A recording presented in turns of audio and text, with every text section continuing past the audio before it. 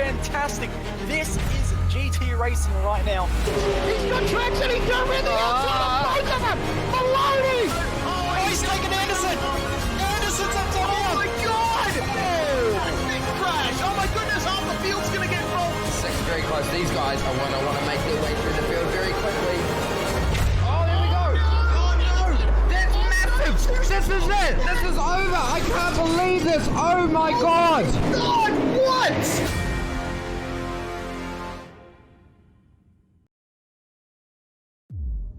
iRating, you wanted the best, you got him 4 abreast. Often imitated, never duplicated. The greatest show under the world of outlaw.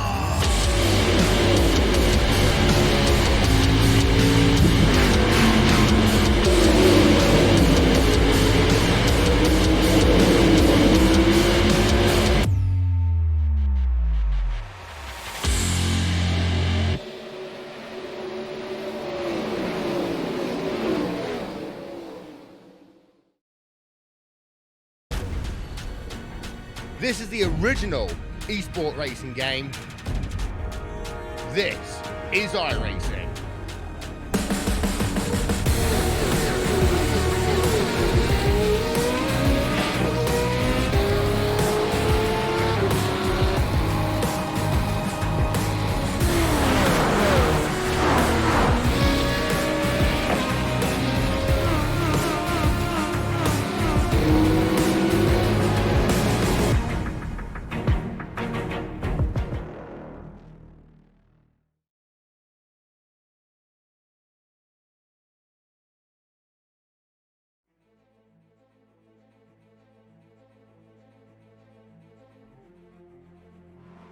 Good evening, folks, and welcome to the final round of Just Send It for Season 1, at least, if you want to call it a proper season, that is, because, of course, there's no official championship, and nothing at stake except for bragging rights and maybe even that coveted award for the biggest send. But that is why this has quickly become one of the most popular series in the AusNZ community, and it's the pros up against the sim racers, and it's live on SimSpeed TV and the Just Send It Facebook page. My name is Ryan Jones, and alongside me, delighted to be joined by Lachlan Mansell, and tonight we are racing the Global Mazda MX-5 around the Interlagos circuit.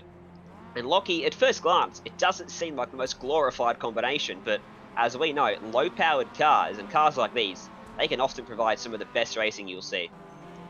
Good evening, Ryan. Good evening, everybody. Really looking forward to this one tonight. It's a circuit that's steeped in history as somewhere that's hosted a lot of classic Formula One races over the years, but tonight we've got all of our drivers competing in one of the least powerful vehicles that we've seen in Just Send It, but vehicles that tend to produce pretty entertaining racing, especially last time we saw the Mazda MX-5 in action at the Catalunya circuit in Barcelona.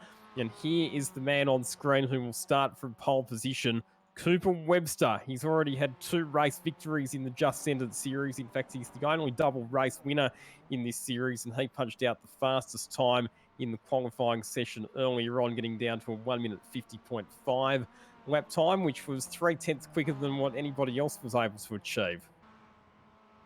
Certainly was, and the other man that we should be watching out for tonight with a very good looking livery there, Jay just said to us, it's the best livery he's ever seen, and this is Dean O'Brien, of course, the man who won the other MX-5 race that we had on this series earlier in the season at Barcelona. And Lockie, that's an interesting livery, isn't it?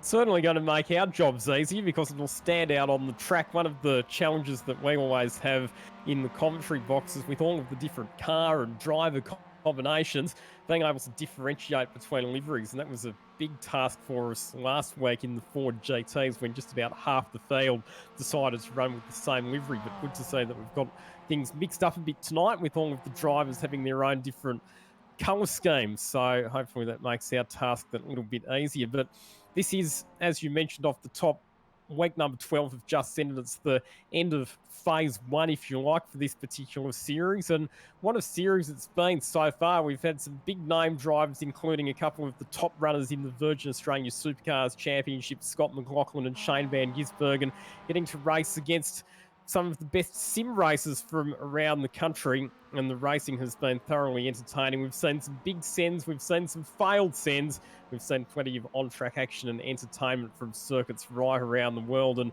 very much looking forward to concluding here at the Brazil track tonight. Yeah, and some of the drivers that of notable mention from the real world that we've got out there tonight, of course, Cooper Webster is compete in real world as well. Nick Percat is a V8 Supercar driver there. On screen, you can see him. Dylan O'Keefe, who is now a main game supercar driver after making his debut on the Gold Coast, and I dare say in the future too. We'll see him maybe in a full-time seat, hopefully next year in the future. He runs in Super 2 as well, full-time. Brock Feeney, Super 3 championship winner from this year, is in the series.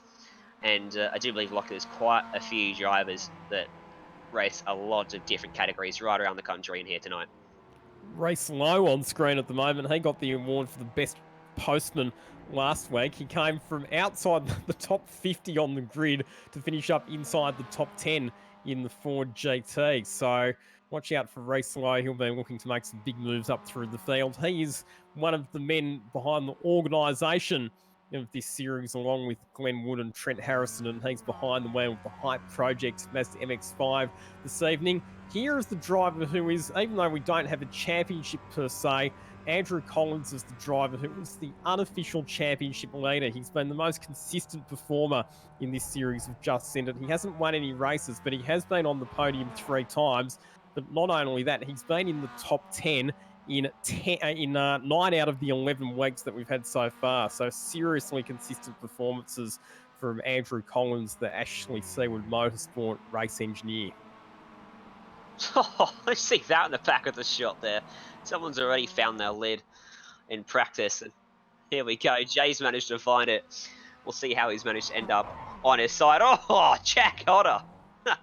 He's gone for a wild ride, courtesy of Techstar McCoy, who also went for a equally wild ride. I think he got a teleported out of the racetrack there. These guys will be glad that it's only practice and that they can get in and get their cars fixed up. Oh, and get back out for the race. Oh, so that's what happened. Jack Hodder has crashed coming out of the pits, and he's just been T-boned by Techstar McCoy. Dear, oh dear, oh dear. Can we have, I know we give away awards for the biggest failed send in Just Send It. Is it possible to give out the award in practice, or do we have to wait for the race to start? Because surely that deserves some sort of award. That's incredible. Ruben Goodall has... How has he managed that? That right or is rear it two tyre. It actually looks like both yeah. his tyres are flat there. Flat. And I do love the sponsor on that car as well, Ben & Jerry's. Very cool sponsor.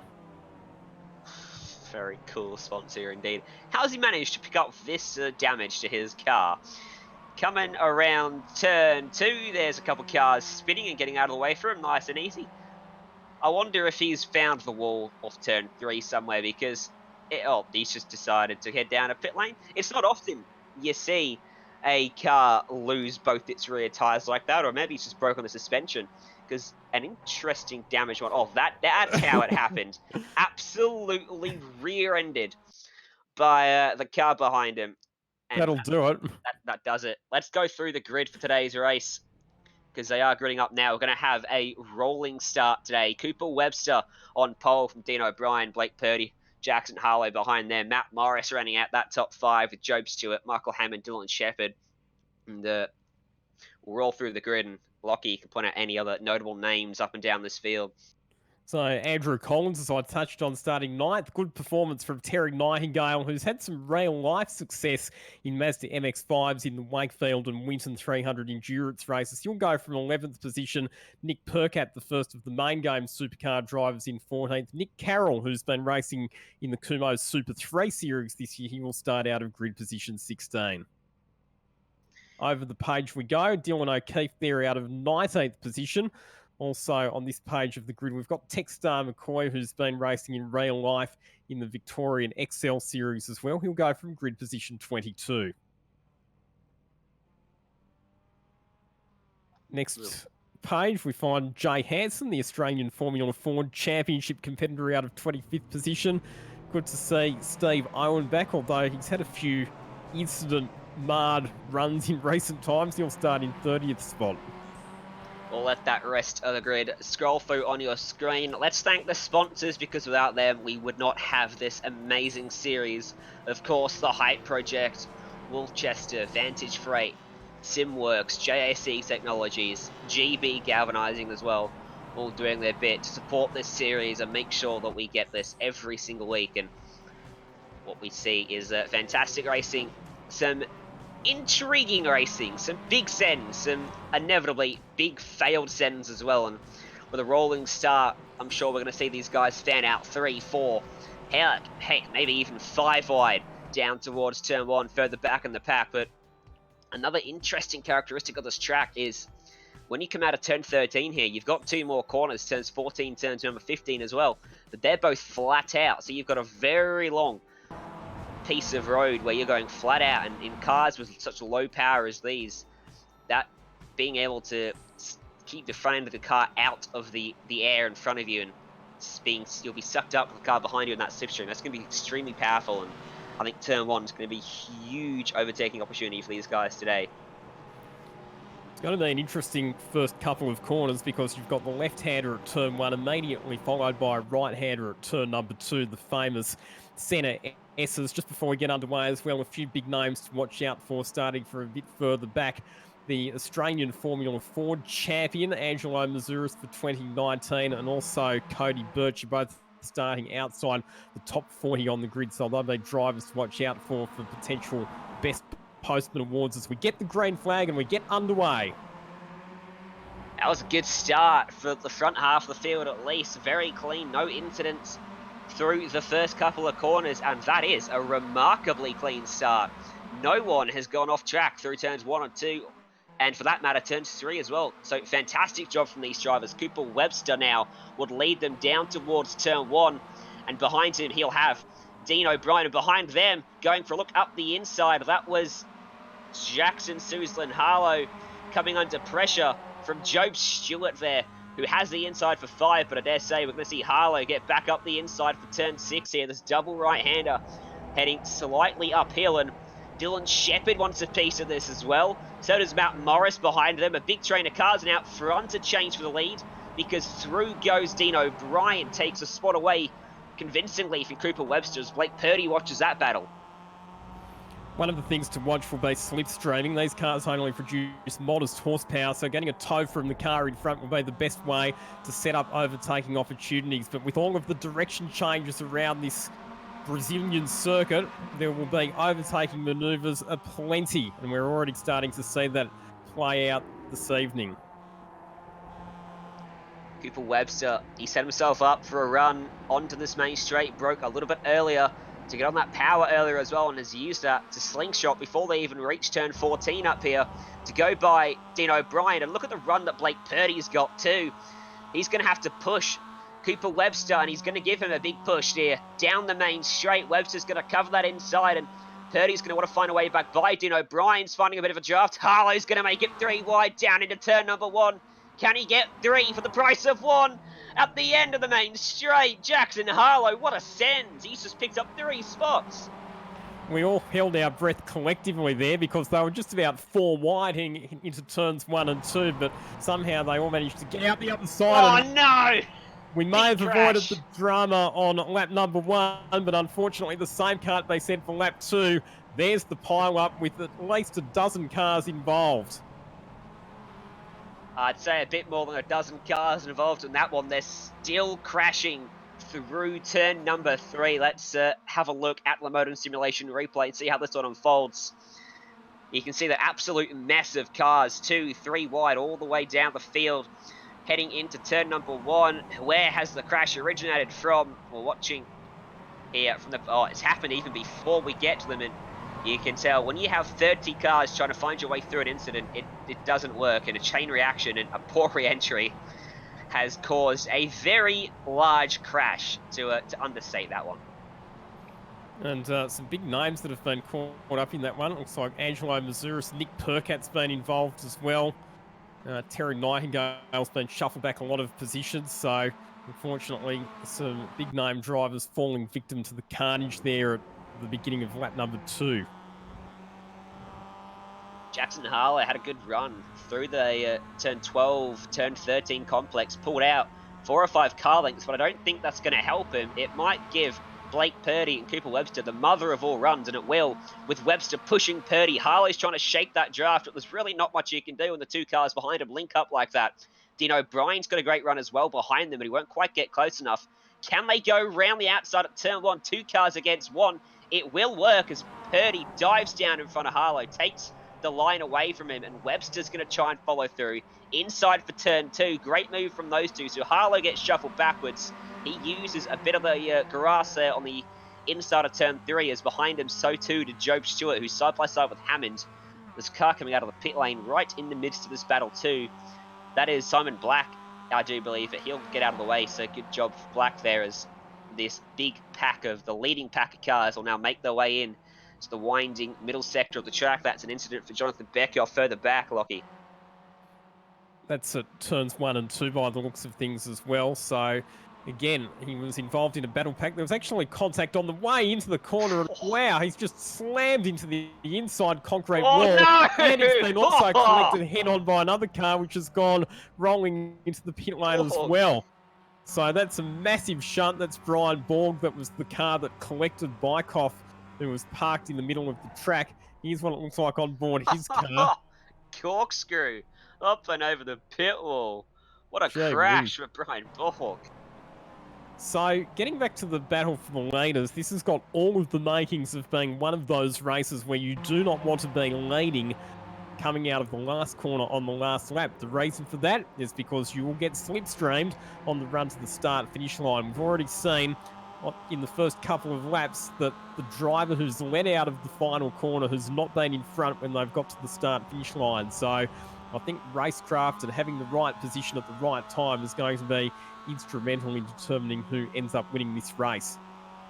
It will be 8 cars in this lead draft, covered by less than 2 seconds, I would say. Webster pushing Purdy down this main straight, looks to the inside, so he should take P number 1 away. Dean O'Brien had a great run as well.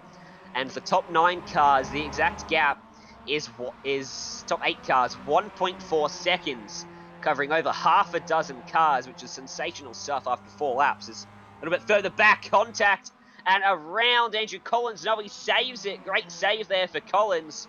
That was contact, I believe, with Job Stewart. Look at this out front. They're almost 3 wide.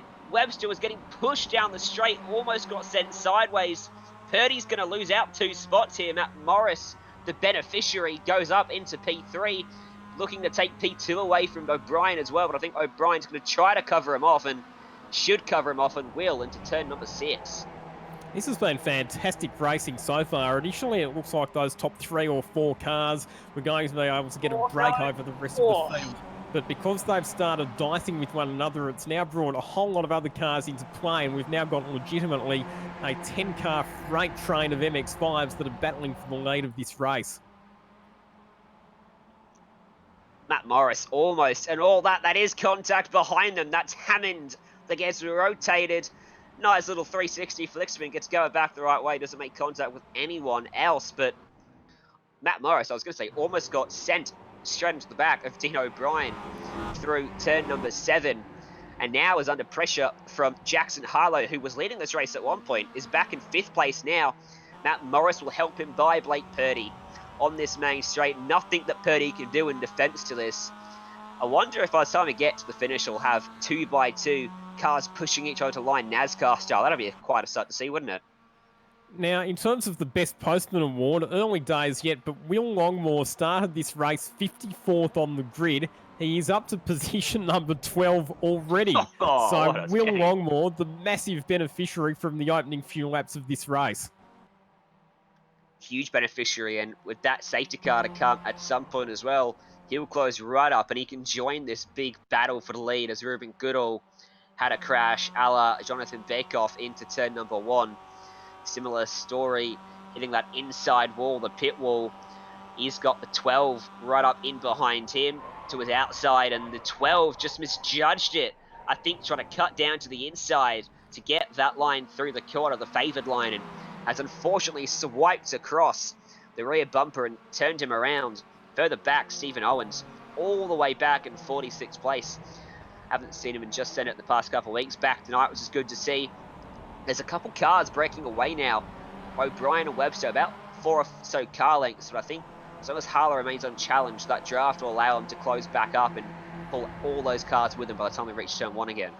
So you mentioned that we will be seeing a safety car at some point. That's one of the rules of the Just Send It series, is that we do have a competition caution that comes out at some randomly determined time during the race. What we also have is pit stops, so they will be limited in terms of the fuel that they're allowed to have on board. That means that everybody will have to come in to the pits for a splash of fuel at some stage during the race. And what we've seen in previous weeks is that the optimum strategy is to make sure that you pit before the safety car comes out. Why?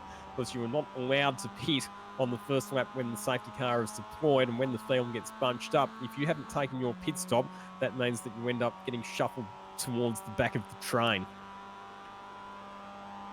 Yeah, on board with Andrew Collins at the moment, so he's in behind Job Stewart. Job Stewart's Mazda MX-5 sporting a few battle scars to the rear end and might be sporting a few more as they run down into turn number 1. Andrew Collins making nose-to-tail contact with the back of Job Stewart's car.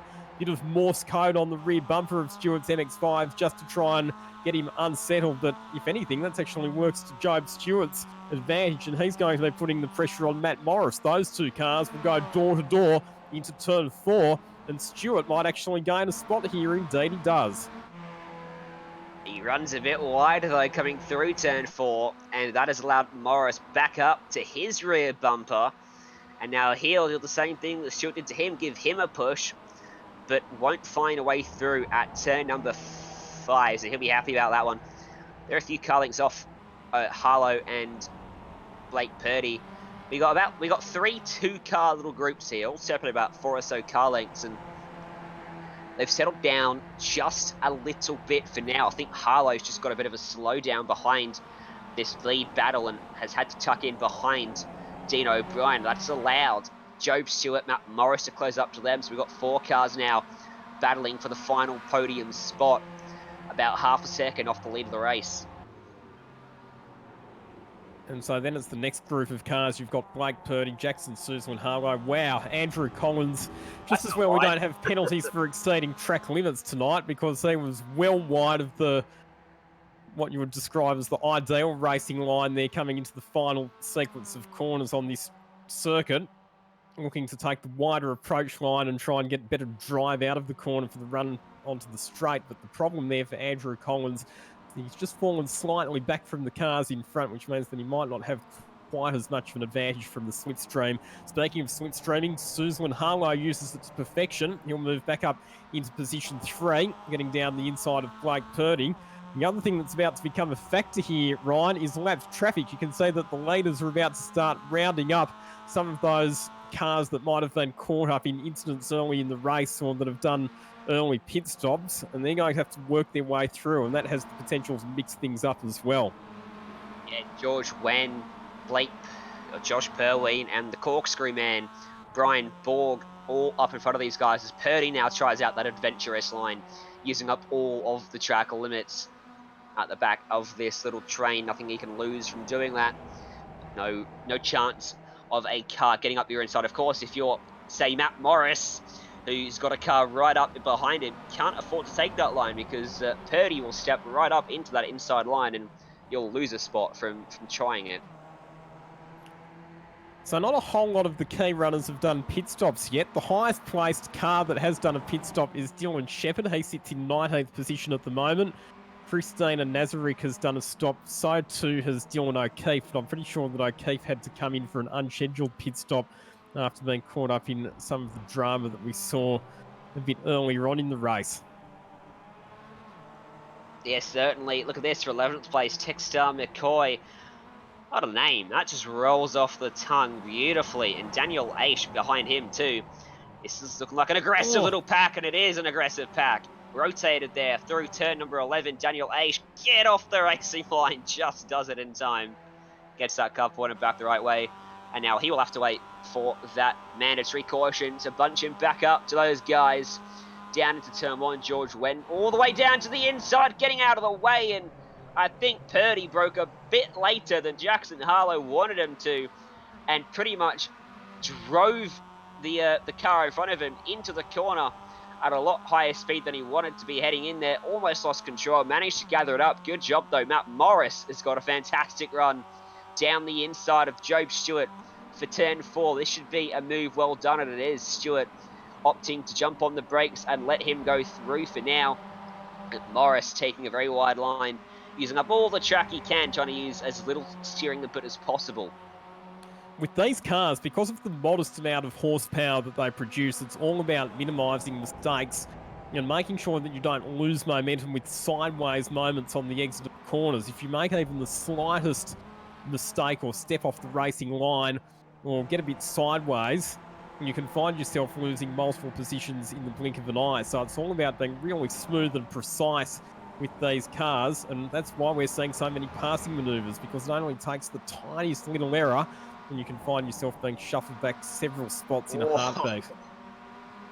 Matt Morris just got shuffled off the track and into the grass on the exit of that corner by Job Stewart. Now he's caught 3 wide, and Harlow's going to wipe his nose across the rear bumper of that JP Simshed car.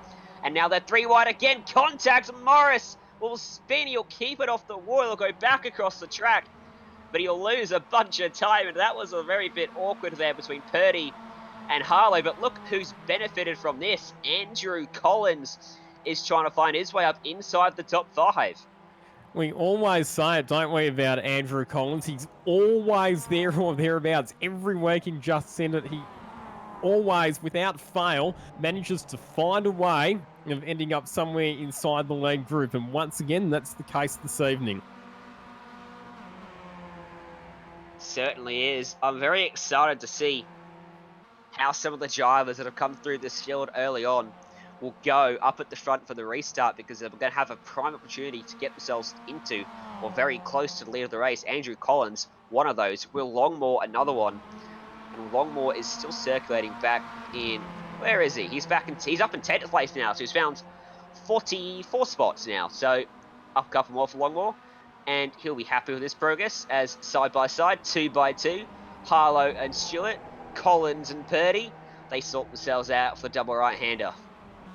I think now's the time to start thinking about doing a pit stop. The problem is that these guys, I think, having a bit too much fun to want to get out of the battle that they're in, because they're loving this wheel-to-wheel action, and it's best in Just Send It this evening. Let's check out another replay of what is perhaps the best send that we've seen so far. So this is Andrew Collins and Blake Purdy.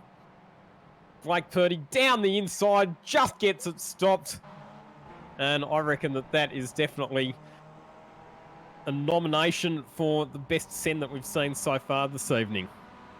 That and the 3-for-1 from Jackson Susan Harlow earlier on in the race. I think they're the 2 nominees I've got so far.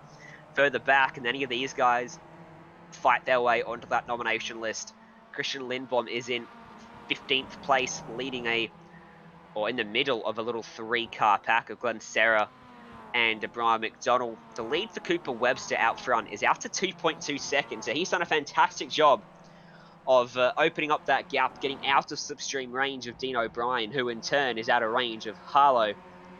And we'll have to wait until that safety car to see this close back up again. The battle is really for that 3rd place spot, the best of the rest behind those 2. And I would argue probably the prime position to start that final lap in, because if you're in 3rd, you've got 1st and 2nd hooked up in front of you. You can slingshot both of them before that start-finish line. Matt Morris has come into the pits, incidentally, out of that top 5 position, so he's decided to get out of the battle, get his pit stop out of the way, and he's taking tyres as well.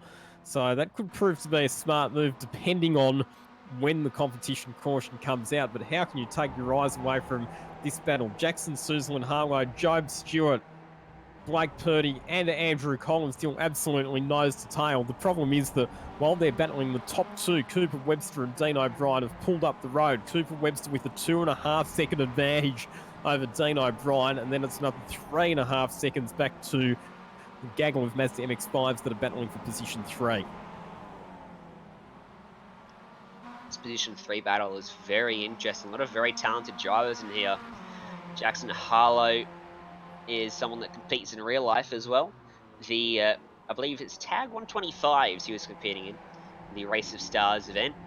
came home in 3rd place in that, so kudos to him for that. It was a very talented field that attended that event, and now he's got a whole nother challenge in front of him today. He's going to try and hold off Joe Stewart and Blake Purdy until the caution flies.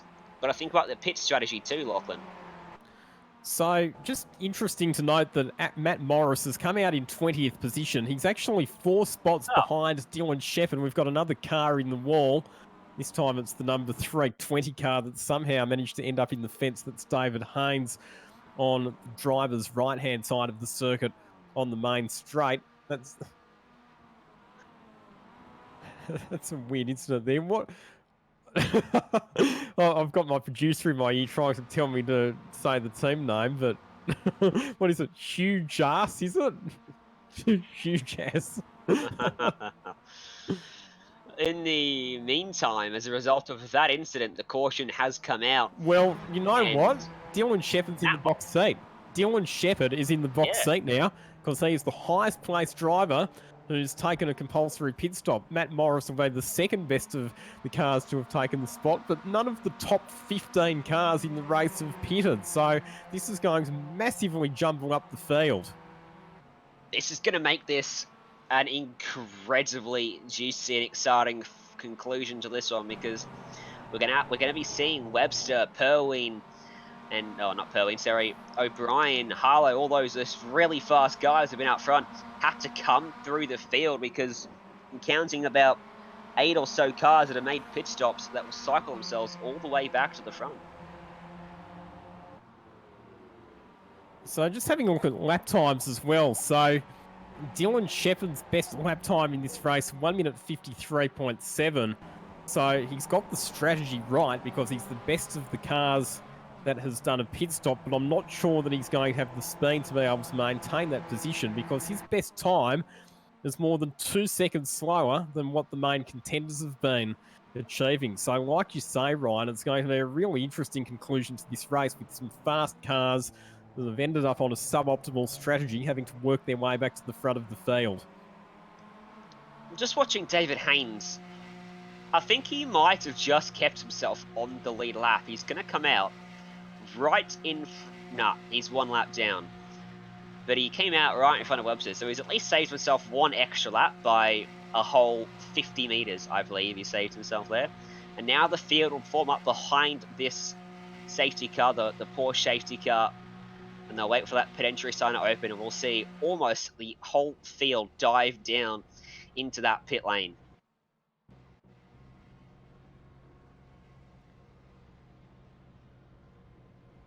You can see the fuel saving going on there for Cooper Webster. He's in 6th gear, using as little revs as possible. He'll be off the throttle.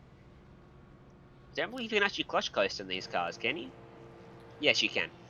I had it mixed up. Ignore me there. But yeah, he'll be fuel saving, coasting on the clutch, and he'll want to take as little fuel as he possibly can. He won't want to get jumped by anyone behind him in this pit stop phase, and that will ring true for everyone all the way up and down this field. Longmore is up 45 spots now. He's up into 9th place. Unfortunately, isn't one of the drivers that has pitted. If he had been, that would have been the master stroke of the year right there.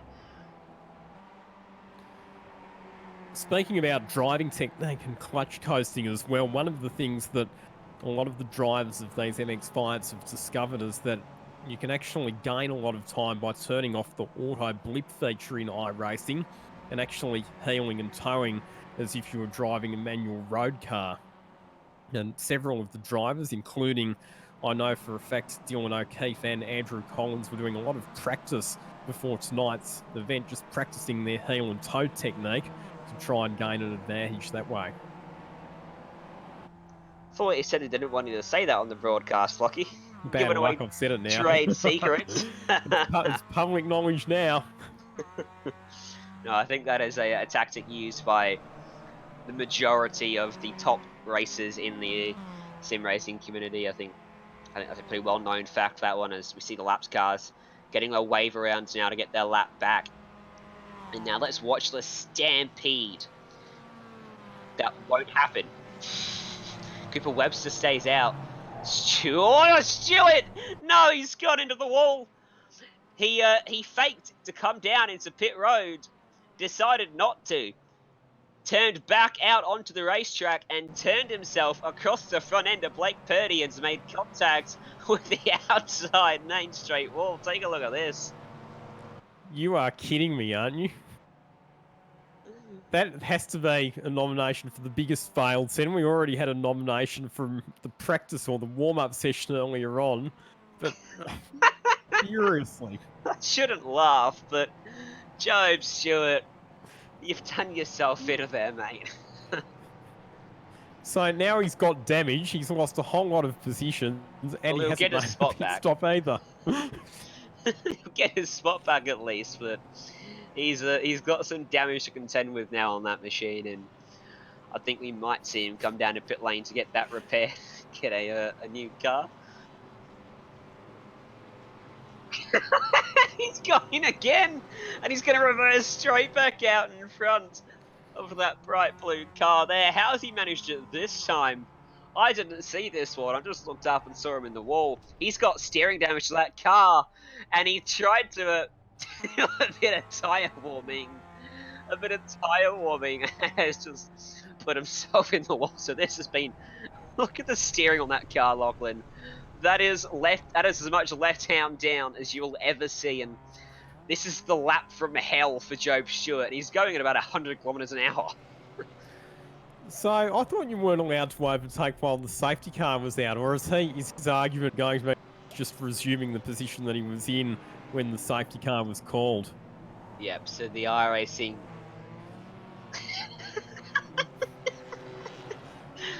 The damage on that car is doing some funny things to the physics of that MX-5, and yes, the iRacing automatic caution system does allow him to regain his position in line. The lights are out in safety car, by the way, and they'll go racing once again, with most of the field having not made a pit stop.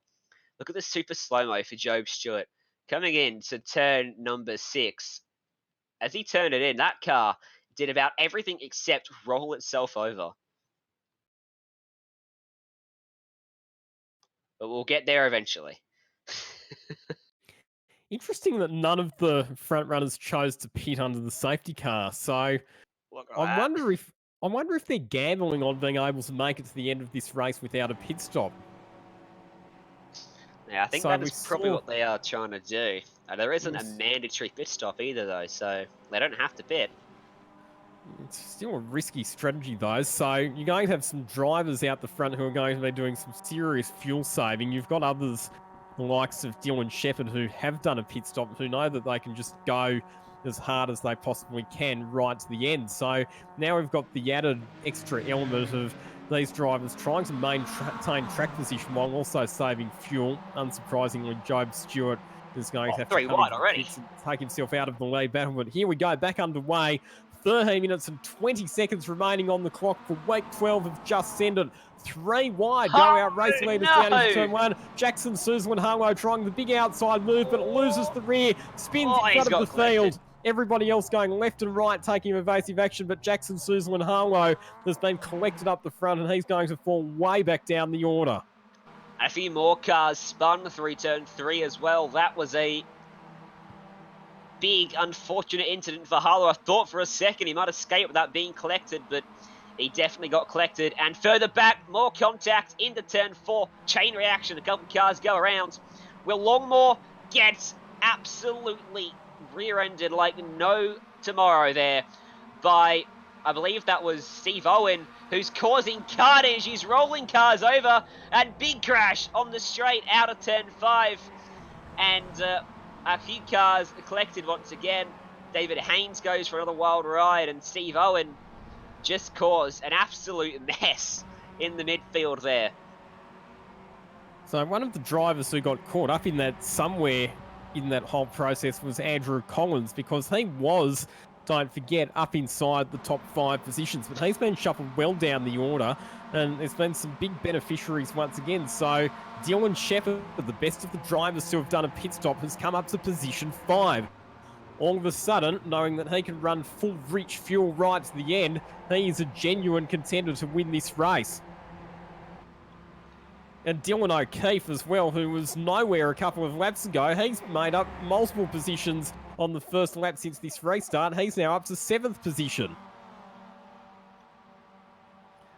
guy that started last in this race, Lindbom, is up into 6th place. How on earth has he done that? He's going to get most posty if he can stay there. What's that? 52 spots that Christian Lindbom has gained in just 30 minutes of racing. That's an incredible gain. He could still win this race if those top two start fighting, but Webster's got just about enough of a gap that he's able to shake a bit of that draft from Dean O'Brien. Blake Purdy's in no man's land there in third, about a second or so back, and it's another second back to Hansen and Dylan Shepherd, who are in 4th and 5th. Then you got Lindbom in behind them, and then a 3-car battle between O'Keefe, Morris, and Chris Barnes. Side by side between Shepherd and Hansen, though, they sort themselves out. So another spot gain then for Dylan Shepherd. He's up to position 4, and he is flying at the moment in the number 43 car. So we expected that Dylan Shepherd was going to be a driver on the charge. Another driver who will be charging forward very rapidly will be Matt Morris, because he's another driver who came in for a pit stop and also took on fresh tyres, but he makes contact with Dylan O'Keefe, and he gets spun around. That will spread the field out as cars have to swerve left and right to avoid making contact, but he was trying to go around the outside of Dylan O'Keefe. There was Matt Morris. O'Keefe was having none of it. They were fighting door to door. They were fighting wheel to wheel, and just nose to tail contacts between the two MX-5s, and it's Morris who goes spinning off the circuit. That's unfortunate there for Matt Morris. Won't be too happy about that one. How was, who was it? Chris Barnes going around the outside of O'Keefe on the grass, and now side by side with O'Keefe for about 7th or 8th place down this main straight. O'Keefe will clear him down towards turn 1. This is just behind this battle. We're on board with Christian Lindbom, who's looking at the back of Shepherd. You can see in the back of shot there, the side-by-side action. Barnes has got back to the inside, and late on the brakes, about clears him behind them. James McKay goes through on Techstar McCoy, and O'Keefe crossover. Great racecraft, as you would expect from the supercar driver. Back to the outside. They'll go side by side as Brad Newman and Luke Lucas come out of pit lane, bump draft style, tandem style, and they got caught 3 wide. They are caught 3 wide, and O'Keefe's going to get turned around by Chris Barnes, and unfortunately Luke Lucas, probably without making that's a very awkward spot. Without making contact, probably the cause of that one, just squeezed those 2 lead lap cars into each other. What do you think about this one, Lachlan? We'll look at the replay. You could see that coming though, couldn't you? Because they were 4 wide on the approach into turn 4. Those couple of slower cars that had just come out of the pits.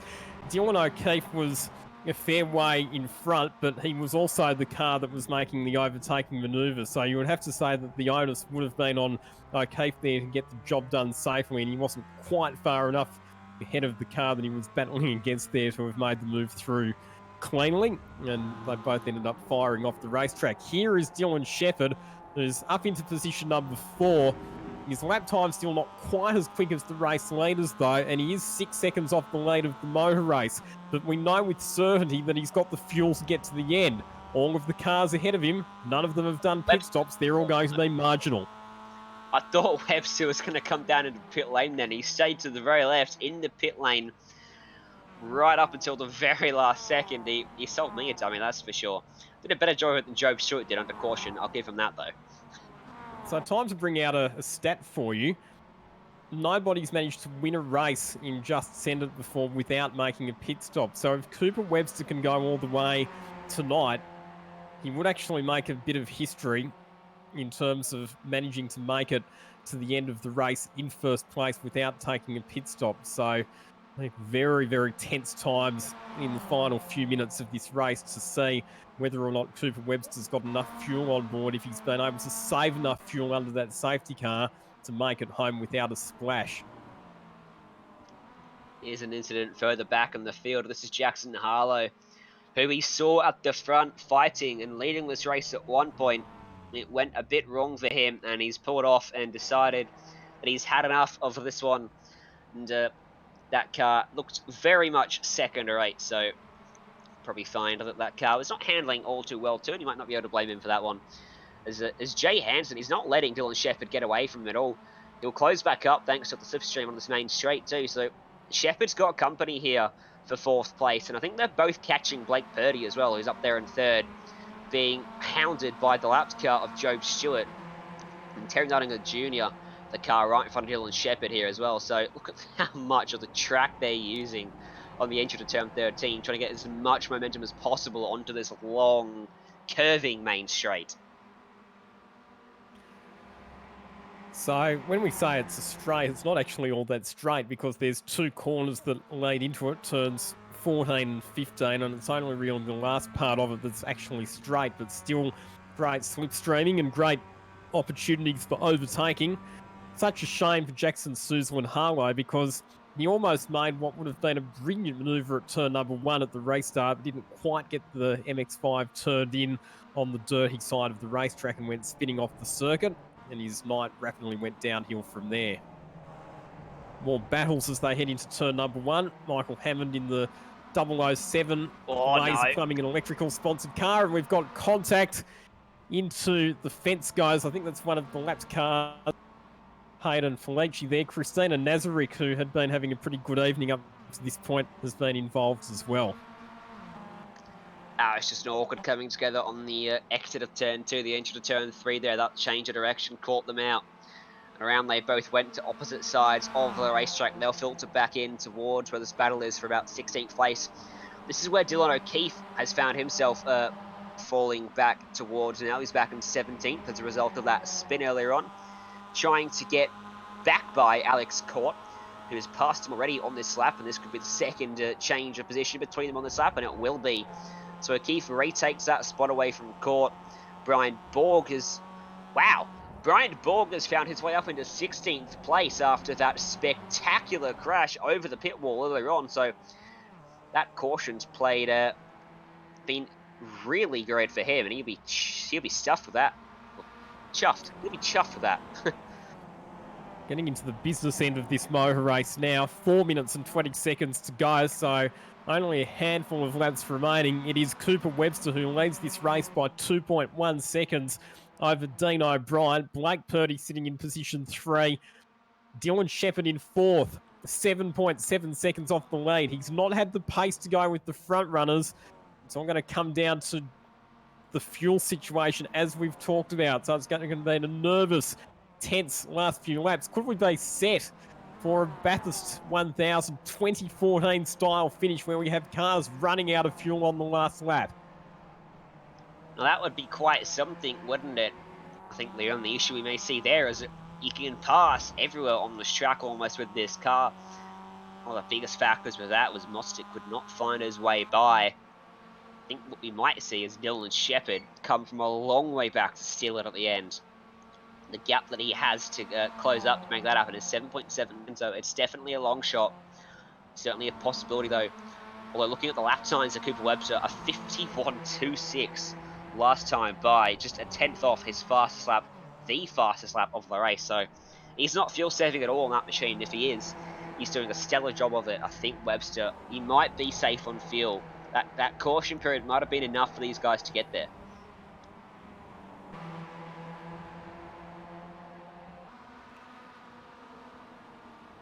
Side by side, further back, the fringes of the top 20, and just outside it, Glen Sarah 20th and Nazarick back in 21st. That's Dylan O'Keefe. It is Dylan O'Keefe. How's he ended up out there? Gee, this will be interesting to watch this replay because he's gone a long way out into the boondocks there. So he slightly misjudged his turn-in point.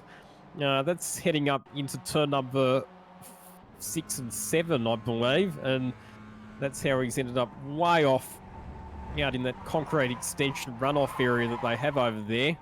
As he made it all the way to the wall.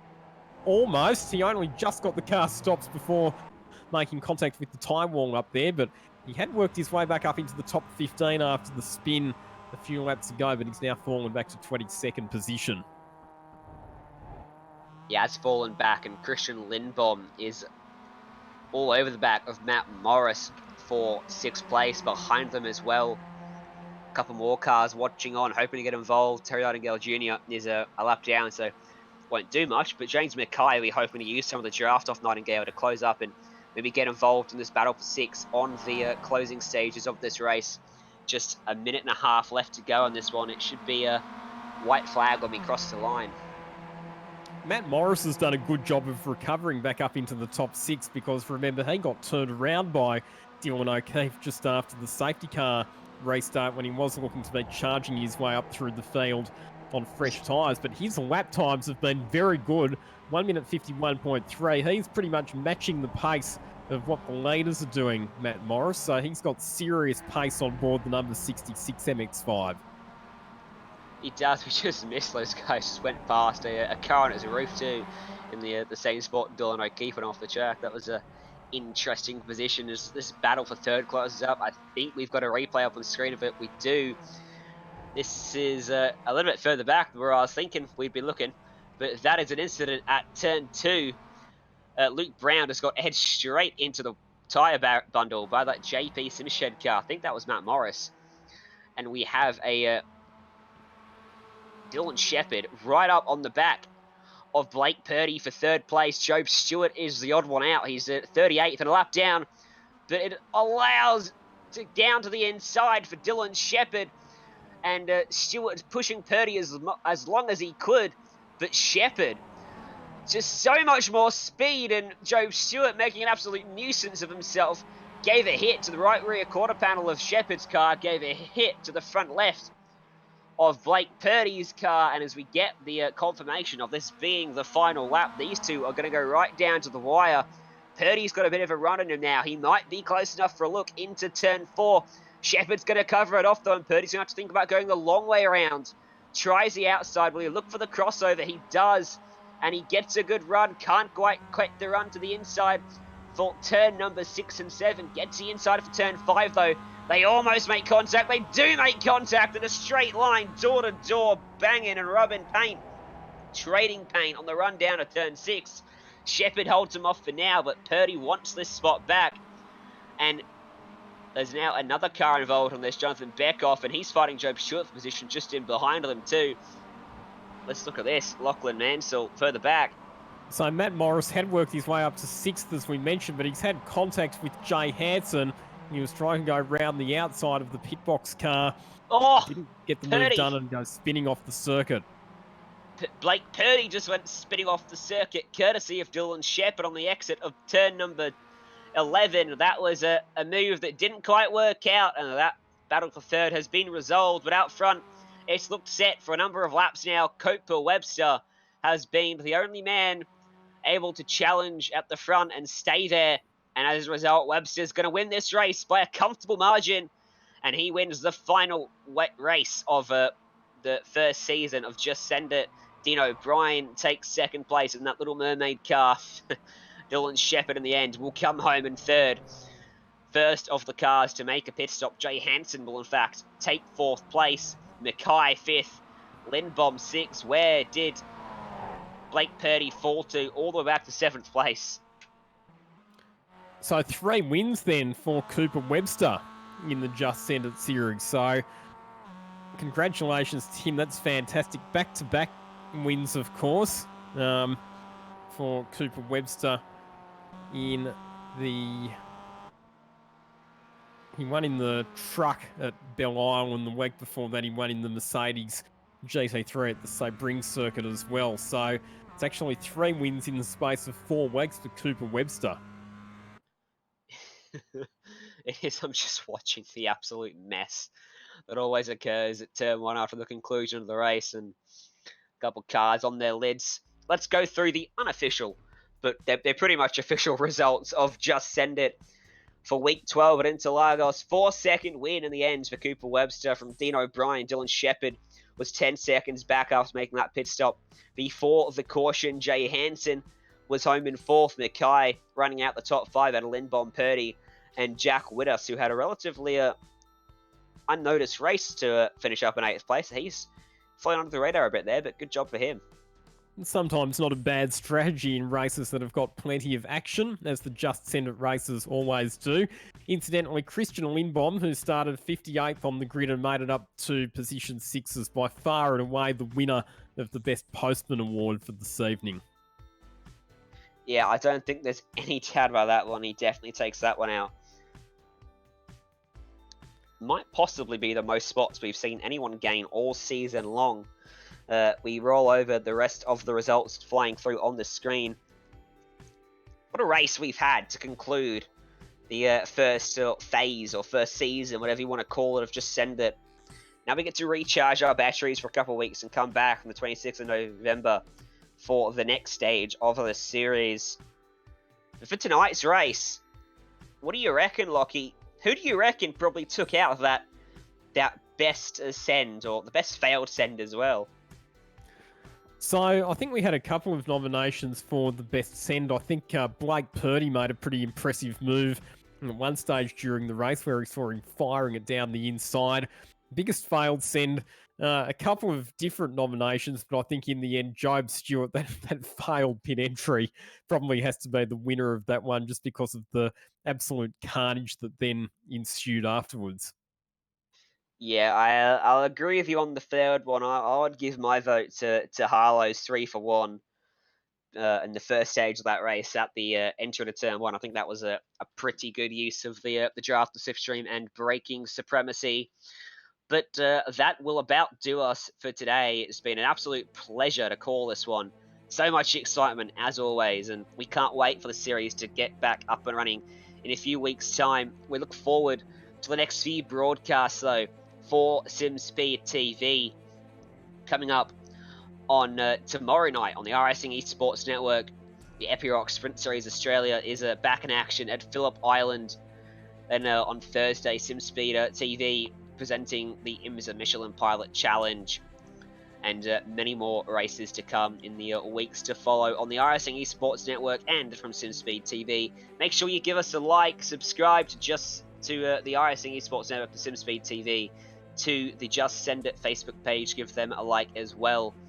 Let us know what you thought. Thank you for tuning in. And from myself, Ryan Jones, from Lachlan Mansell alongside me, from Jay Kennedy in the director's booth tonight, thank you so much, and we'll see you next time.